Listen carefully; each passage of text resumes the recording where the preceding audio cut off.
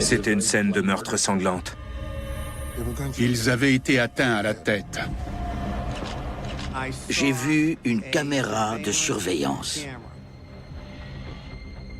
En 1994, ça valait de l'or. J'examinais des scènes de crime depuis au moins 15 ans. C'était la première fois que j'avais la chair de poule.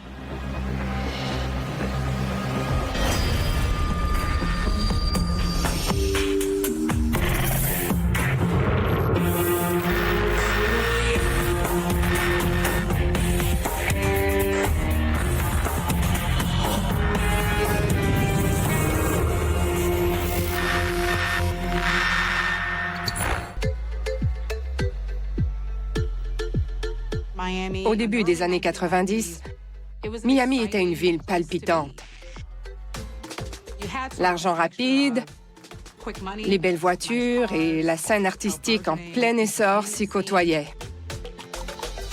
Debbie et sa sœur Sharon ont grandi ensemble à Miami. C'était l'environnement parfait pour quelqu'un comme ma sœur. Elle était magnifique, elle aimait s'amuser et elle cherchait à se tailler une place dans le show business.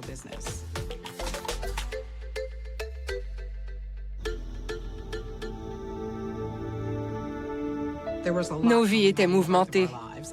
J'avais quitté Miami pour aller à l'université et j'étais enceinte de 9 mois. J'attendais mon premier enfant. Sharon avait décroché un rôle dans un café-théâtre. Elle était très enthousiaste parce qu'à ses yeux, ça représentait l'occasion en or de lancer sa carrière d'actrice. Trust me, there's nothing dark about my power. Trust me, there's nothing dark about my power. Oh, sorry, Mom. Ma mère m'a dit qu'elle avait les nerfs à fleur de peau. La première de la pièce était le lendemain de la répétition générale. Elle était agitée. I just really want to make sure I get these lines down. I need a break. I think I'll be heading out.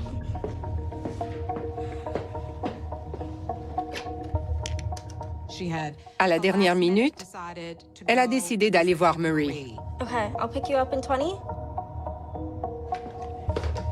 Bye, Mom.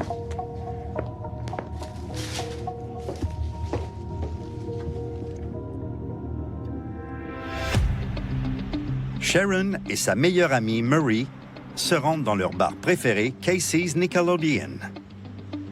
Sharon et Marie faisaient partie d'un grand groupe d'amis.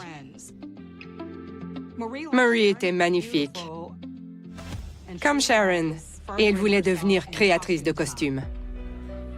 Can I get a bottle of champagne? No, I need to be up early. Come on, it's a big part. We gotta celebrate. We'll celebrate after. One glass. Okay.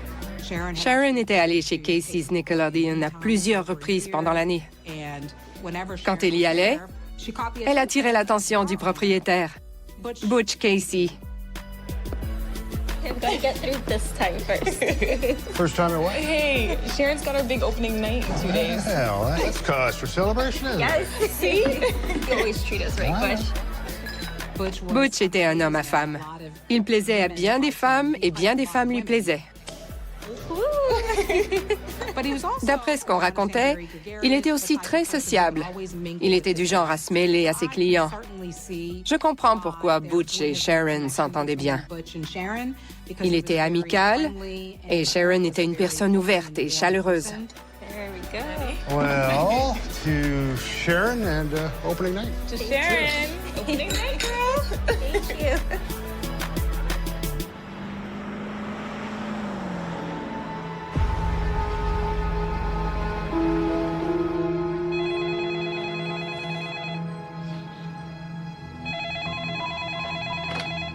Hello. Le lendemain, ma mère m'a appelée en fin d'après-midi. J'ai immédiatement entendu l'inquiétude dans sa voix. Elle m'a dit qu'elle devait aller au cinéma avec Sharon, mais qu'elle ne s'était pas présentée. Well, where was she last night?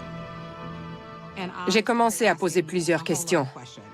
Quand lui as-tu parlé pour la dernière fois? Avec qui elle était? Maman, remémore-toi ses déplacements. Appelle Marie. It doesn't matter. Just call Marie. Okay, bye.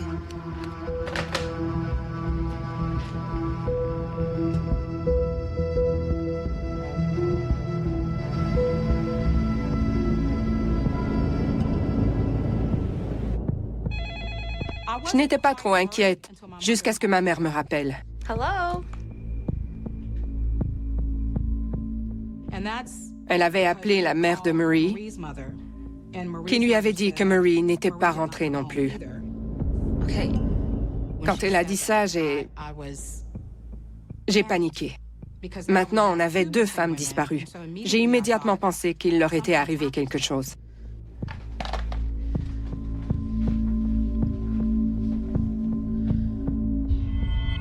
La mère de Sharon demande l'aide de la police.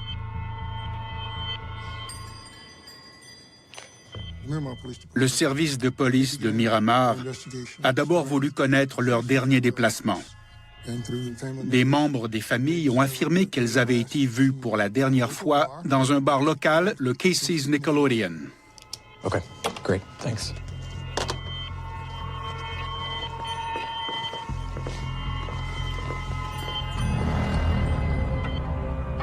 L'enquêteur se rend sur les lieux.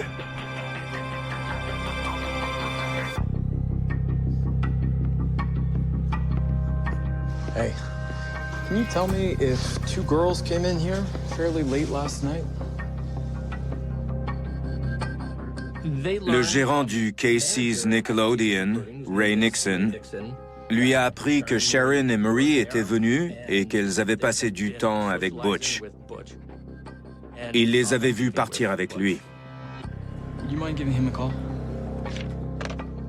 Butch était un personnage coloré et flamboyant, mais il semblait également avoir un côté plus sombre. Il transportait beaucoup d'argent, parfois des dizaines de milliers de dollars, souvent cachés dans ses bottes. Personne n'a répondu. Alors, la situation devenait encore plus inquiétante. Can you show me where he lives?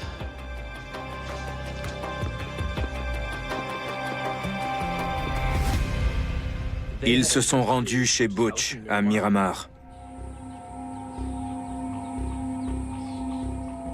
En s'approchant de la maison, ils ont entendu de la musique forte. Les lumières étaient allumées, ils ont frappé à la porte. Ils ont frappé, mais personne n'a répondu. Toutefois, il y avait une carte coincée dans la porte.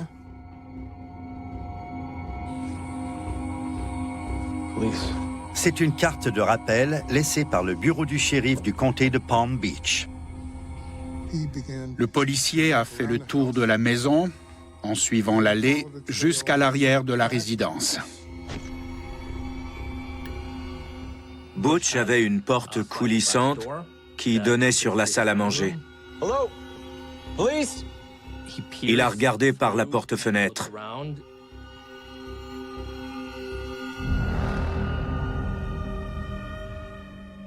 Il a vu les corps. Il est reparti parce qu'il ne voulait pas altérer des preuves. On a mis du ruban de scène de crime jaune et tout le quartier a été pris d'assaut par les policiers. L'enquêteur en médecine légale Bob Serra est appelé à examiner la scène.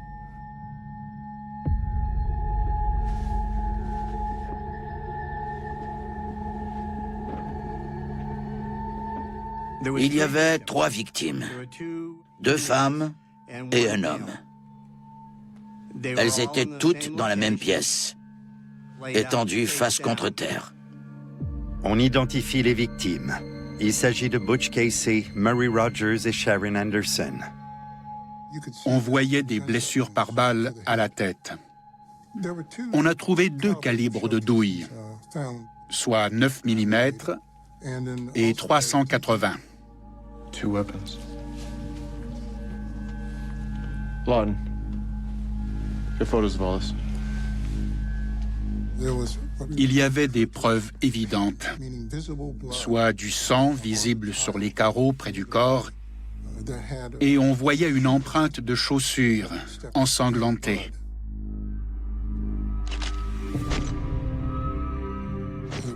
Les pièces avaient été saccagées.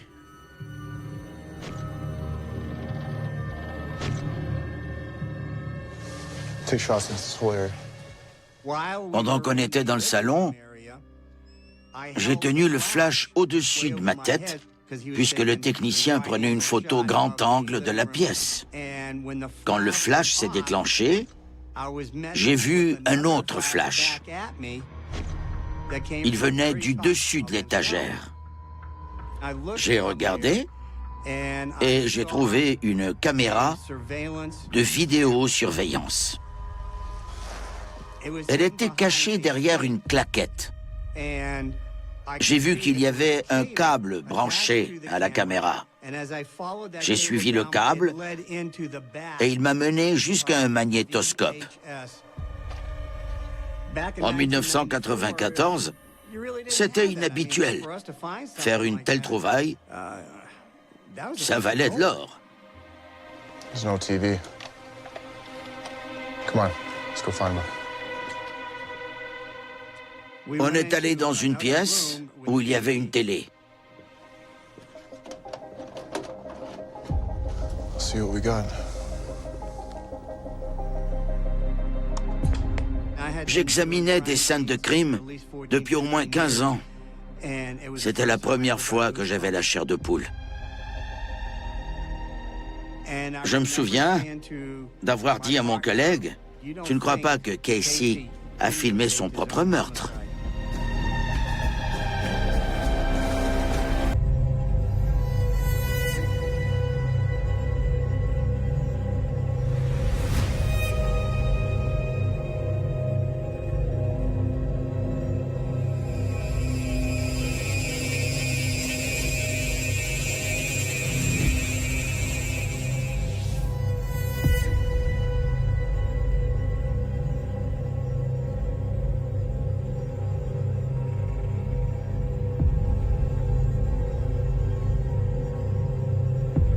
Okay, go back to where they come in again.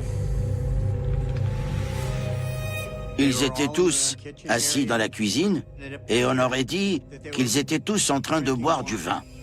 C'est là que les criminels sont entrés.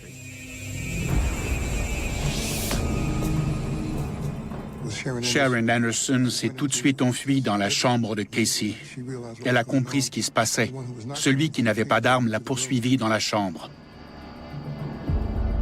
Replay that bit. Le premier homme a assommé Casey et a fait tomber l'autre fille en bas de sa chaise. La femme qu'il pousse en bas de sa chaise, c'est Marie. Puis, il s'est mis à frapper Casey à plusieurs reprises avec son arme. Go back to where they come in again. Le premier homme qui est entré portait une casquette qui couvrait son visage. Le deuxième avait un t-shirt sur la tête pour masquer les traits de son visage. Quand les agresseurs sont entrés, un seul avait une arme. Et ça semblait être un Tech 9. Les munitions de cette arme sont de 9 mm. L'autre suspect ne semblait avoir qu'une sorte de bâton.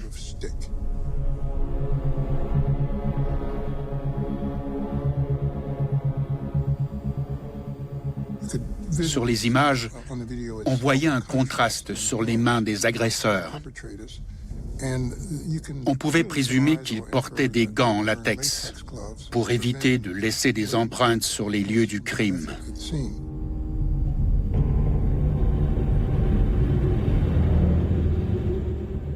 Un suspect semblait se concentrer uniquement sur Butch Casey. Il donnait l'impression de lui parler avant de le frapper avec son arme. Il le frappait sans arrêt, comme si c'était un interrogatoire.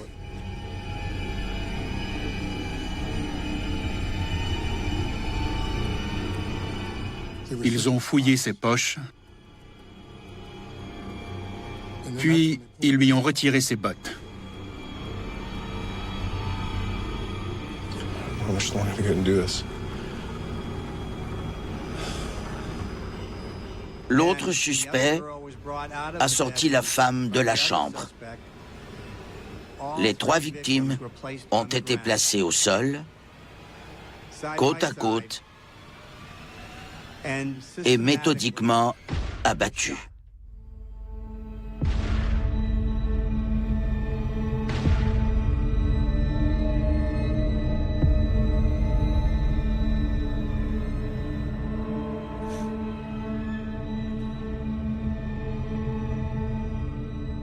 C'était un meurtre absurde. Les criminels avaient fait des efforts pour dissimuler leur identité pendant le crime. Pourquoi les tuer? Ça n'avait aucun sens.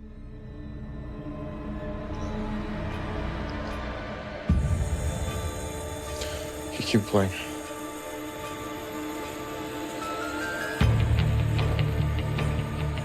Whoa.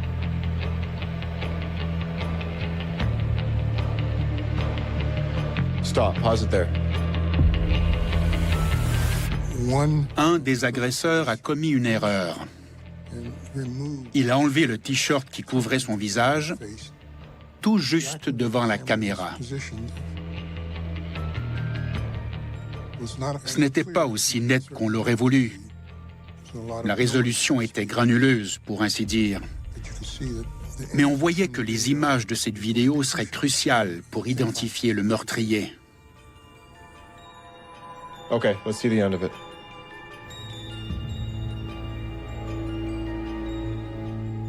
Ce qui m'a vraiment beaucoup troublé,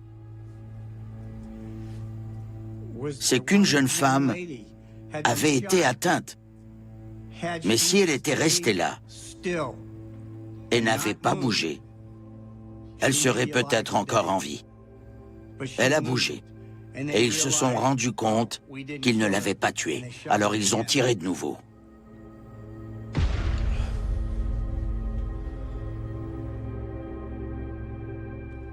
Et ça fait mal. That's enough. Let's take it to the detectives. On a proposé de consulter le FBI, qui était évidemment mieux équipé que nous, pour tenter d'améliorer les images.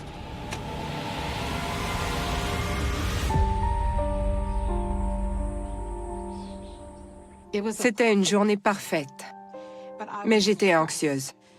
J'étais dans mes dernières semaines de grossesse. Puis, ma mère a appelé.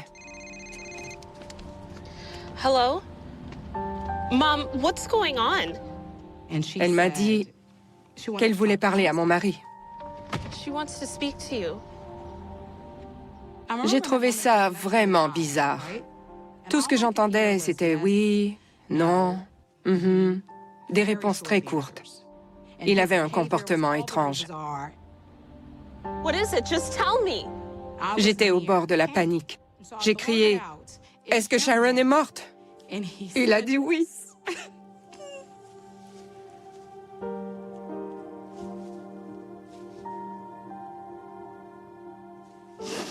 Il a dit que oui. Je me suis effondrée.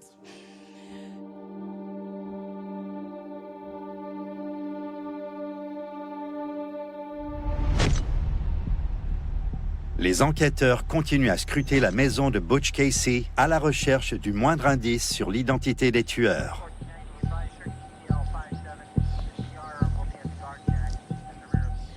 Les enquêteurs ont trouvé un t-shirt.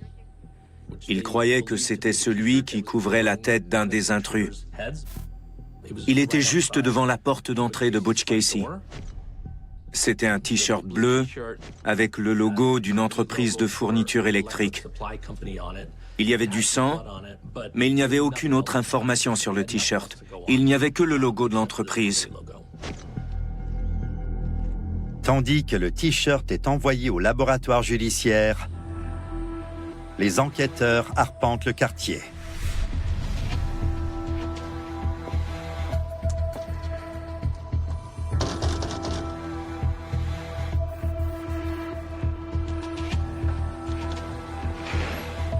Morning. Can I ask you a couple of questions? Gary Foy, un des voisins de Butch, était passé à côté de la maison de Butch en partant le matin des meurtres. Il avait vu la Mercedes de Butch sortir de l'entrée. Did you happen to see who was driving? Il a dit qu'il y avait 2 hommes dans la Mercedes. Il les a remarqués parce qu'ils s'amusaient avec la voiture, jouaient avec la radio et les vitres. Il avait trouvé ça très étrange. Thanks for your time. I'll be in touch.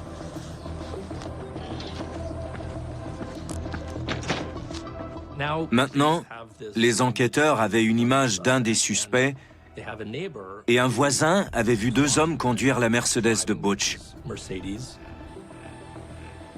Toutefois, ils ne pouvaient associer aucun nom à ces personnes.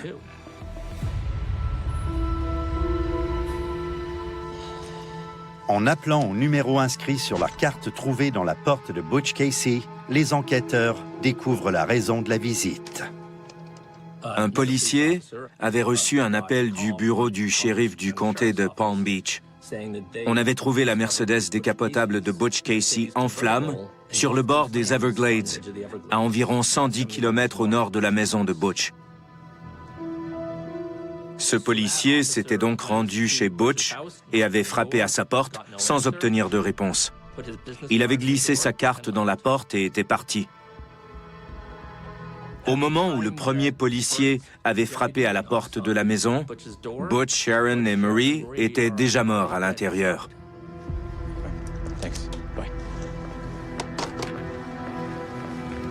Found this, the scene of the crime.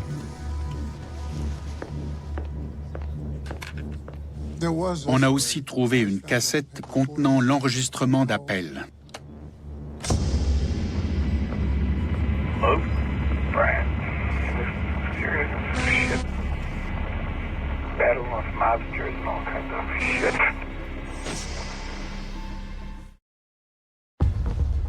Lors d'un appel qu'il avait enregistré, Butch parlait à son fils adulte, Brian.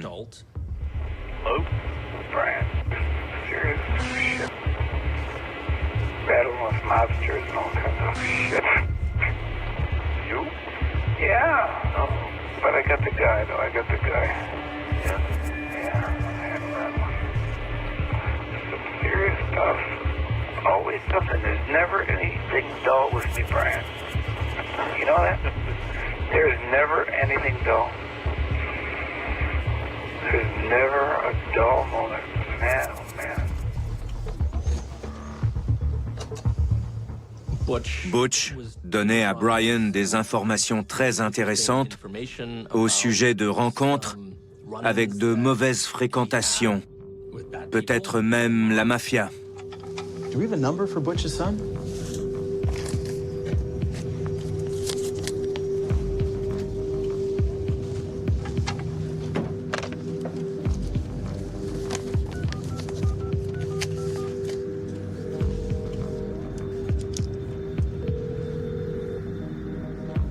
Hi, Brian. This is Detective Christopher Schaub. Look, I'm so sorry to bother you right now. Butch avait partagé à son fils les inquiétudes qu'il semblait avoir pour sa sécurité. Ça ne lui ressemblait pas. Il était déprimé et son fils a dit que le ton de sa voix était différent. Les enquêteurs se sont donc demandé s'il y avait du danger dans la vie de Butch. Is there anything else that you can tell me?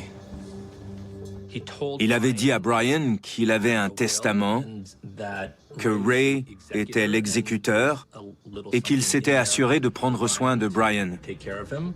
Il a dit « Ce n'est pas qu'il risque de m'arriver quelque chose, mais au cas où, on ne sait jamais. » I'll go talk to Ray. Thanks.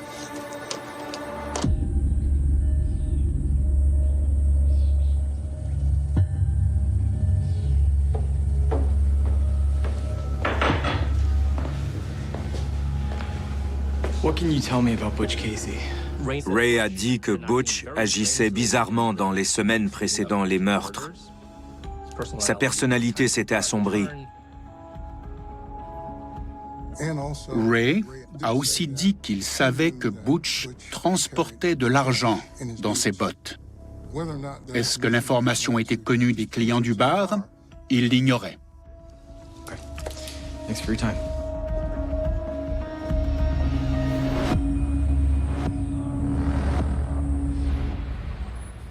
Grâce aux informations fournies par le gérant, les enquêteurs ont un mobile évident pour l'agression.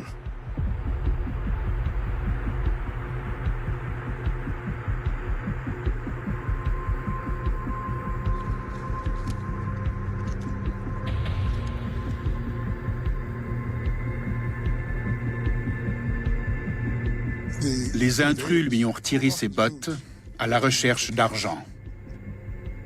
Sa maison a été saccagée. Il était évident qu'il était la cible de cette agression au domicile. Malheureusement, Mary Rogers et Sharon Anderson étaient au mauvais endroit, au mauvais moment.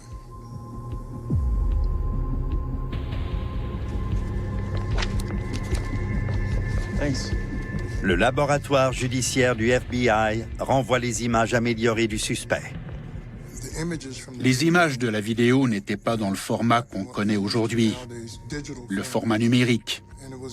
Elles n'étaient pas aussi nettes qu'on l'aurait voulu. Le laboratoire criminel du FBI avait réussi à les nettoyer pour obtenir la meilleure image possible. We need to get this out. Do that right away. Cette photo a été mise sur une affiche et distribuée dans les postes de police des comtés de Dade, Broward et Palm Beach.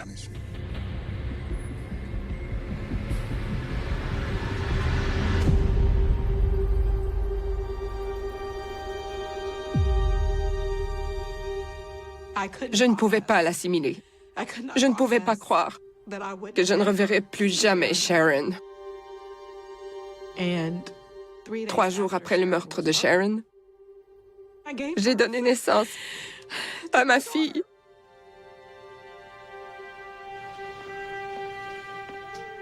Ils me l'ont tendue et elle était magnifique. Alors je l'ai nommée Alexis Sharon. C'est le meurtre qui a provoqué l'accouchement avec 2 semaines d'avance. Je n'ai même pas pu aller aux funérailles de Sharon. J'ai raté ses funérailles. C'était cruel.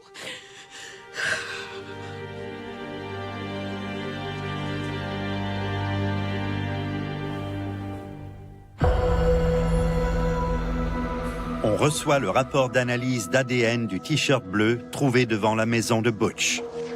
Il y avait du sang sur le T-shirt qui appartenait à Sharon Anderson. L'ADN de plus d'une personne n'était-il présent sur le T-shirt? La technologie de l'époque n'était pas assez perfectionnée pour nous permettre d'arriver à cette conclusion.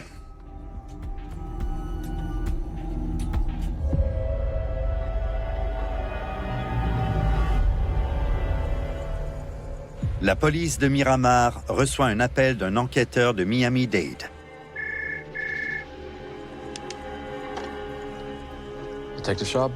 Il y avait eu une agression au domicile semblable à l'affaire Butch Casey dans leur secteur. Quelques hommes étaient entrés dans une maison.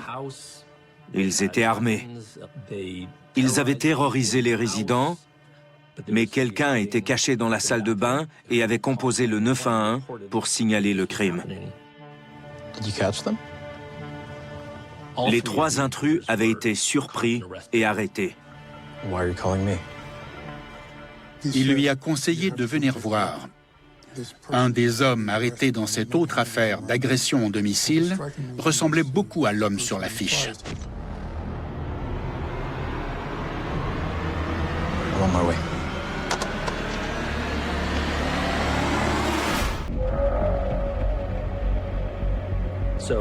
Un enquêteur de Miramar est allé à Miami-Dade pour jeter un coup d'œil sur le suspect.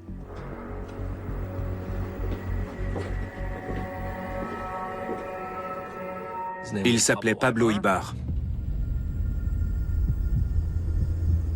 I'd like to ask you a few questions about Butch Casey. Il a nié être impliqué dans le crime. On lui a demandé avec qui il était au moment des meurtres. Il a dit qu'il était avec sa petite amie. On lui a demandé son prénom, il l'a donné. On lui a demandé son nom de famille, il a dit qu'il ne s'en souvenait pas. Son numéro de téléphone, il l'ignorait aussi. Mais il a nié être allé chez Butch Casey. L'enquêteur a ensuite pris l'image tirée de la vidéo et l'a glissée sur la table devant Pablo. Il lui a demandé de qui il s'agissait dans ce cas. Do you recognize him, Pablo?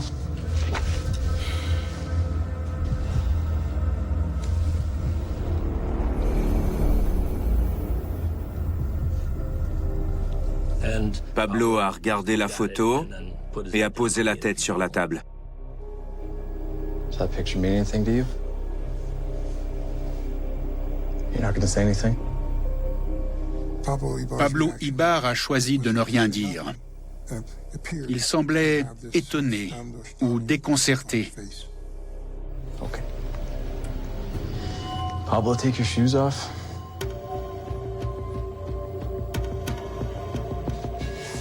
Ils ont pris ses chaussures pour les comparer aux empreintes ensanglantées trouvées chez Butch Casey.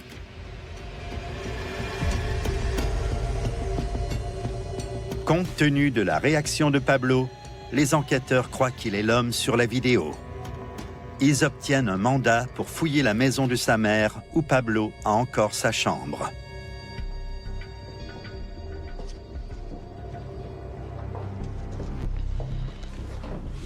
Les enquêteurs ont montré la photo de la vidéo à sa mère. Do you recognize this person? Sa mère l'a regardé et a dit que, oui, c'était bien Pablo. C'était son fils.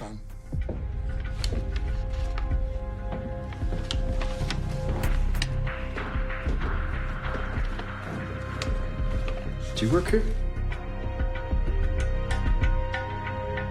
L'entreprise pour laquelle travaille la mère de Pablo fait affaire avec la compagnie dont le logo apparaît sur le t-shirt bleu trouvé près de la scène de crime. Ce n'était pas une preuve solide, mais c'en était une.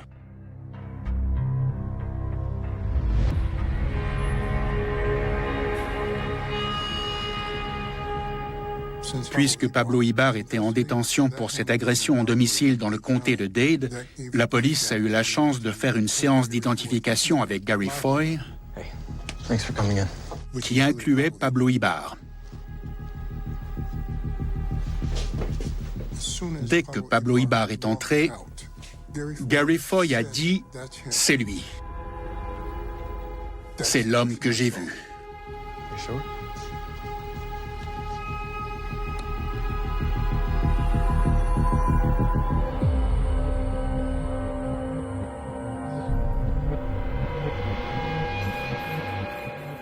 On a comparé les chaussures de Pablo aux empreintes ensanglantées trouvées chez Butch Casey.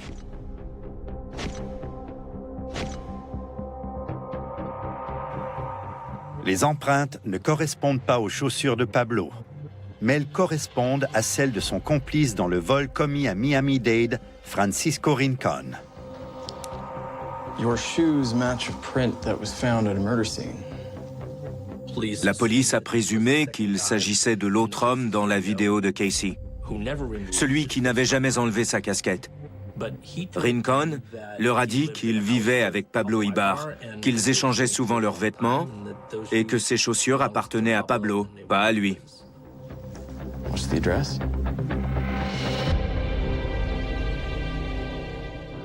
La police s'est donc rendue à la maison où Pablo vivait. Police, we got a search warrant. Un homme du nom de Jean Klimetsko leur ouvre. Jean Klimetsko vivait là avec Pablo Ibar.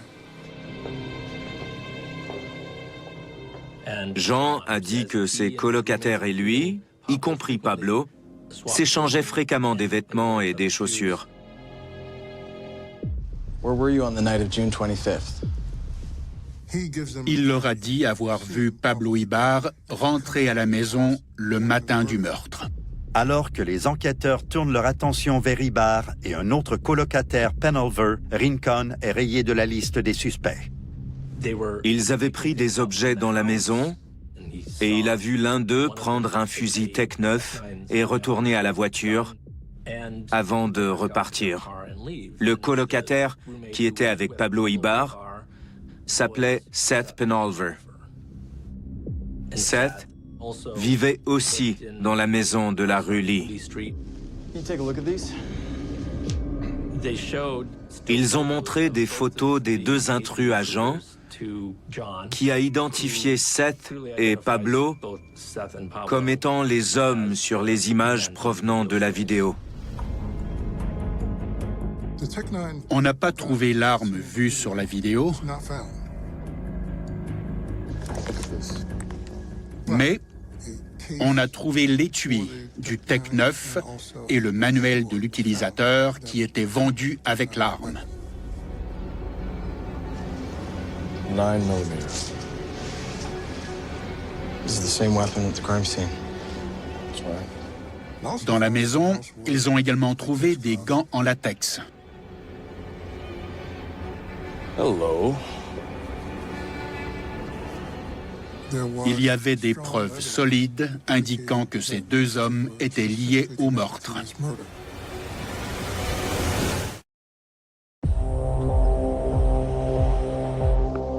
L'enquêteur retourne au bar pour voir si les employés connaissent Seth et Pablo.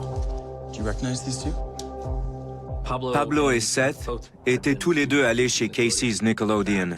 En fait, le gérant les avait vus dans les heures précédant les meurtres. So you saw them here, watching Butch. Butch était un homme flamboyant qui portait beaucoup de bijoux. Il transportait beaucoup d'argent. La police croit que Pablo Ibar et Seth Penholver ont ciblé Butch Casey. Ils se sont rendus chez lui plus tard cette nuit-là pour l'assassiner. En août 1995, Pablo et Seth sont arrêtés et accusés de vol et des meurtres de Butch, Murray et Sharon.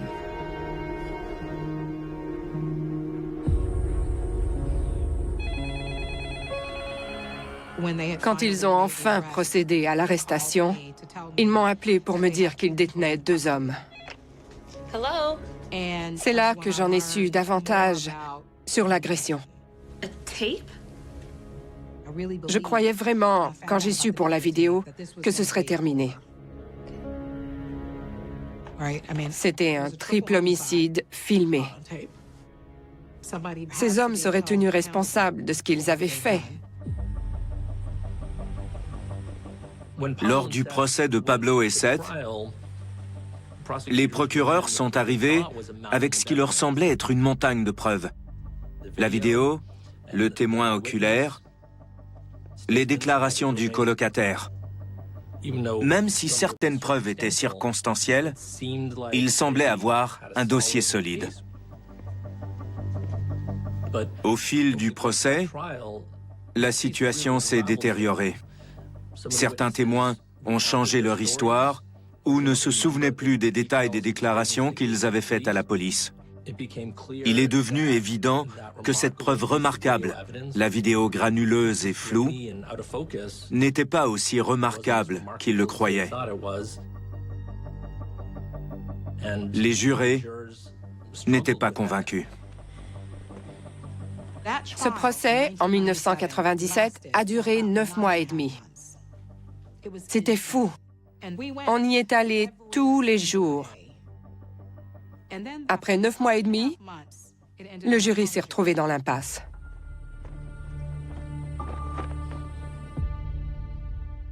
Il n'est pas parvenu à un verdict. Je ne pouvais pas le croire. On a un homicide filmé et le jury est divisé? Ça devait être une blague. C'était très difficile à avaler comme membre de la famille. J'étais très en colère. Très en colère. 3 ans plus tard, en 2000, Ibar et Penholver subissent un nouveau procès. Cette fois, ils sont tous les deux reconnus coupables des meurtres et condamnés à mort. On ne pouvait pas tourner la page, mais on sentait qu'on pouvait enfin respirer. Ce que je sais, c'est que les condamnations à mort sont toujours portées en appel. L'appel de Penholver est entendu 12 ans plus tard, en 2012. Il a toujours nié son implication. La Cour déclare que les preuves contre lui sont circonstancielles et qu'on ne peut pas prouver qu'il est l'homme sur la vidéo. Il est acquitté des meurtres et libéré. L'appel de Pablo Ibar est entendu 7 ans plus tard. En 2019, grâce au développement technologique, les preuves sont de nouveau examinées, ce qui permet une percée. En 2019, la technologie d'ADN était différente, plus perfectionnée. Le T-shirt laissé devant la porte de Casey a été testé de nouveau. Il y avait l'ADN de 2 personnes sur le T-shirt. L'un était celui de Sharon Anderson et l'autre était celui de Pablo Ibar. On a donc pu établir que Pablo Ibar était là lors de l'agression au domicile. Ça a suffi pour le condamner. Après toutes ces années, on l'a eu. Ibar est reconnu coupable des meurtres de Butch, Murray et Sharon et écope d'une peine de prison à vie. Une partie de la frustration des 28 dernières années vient de la vidéo. Tout repose sur cette vidéo. C'était une vraie personne. Ça me manque d'avoir une sœur. Avoir une sœur, c'est incomparable. Notre sœur est notre meilleure amie, le reflet de nous-mêmes. Elle nous permet de rester vrais et nous donne de l'espoir. Ça me manque. Et ça me manquera toujours.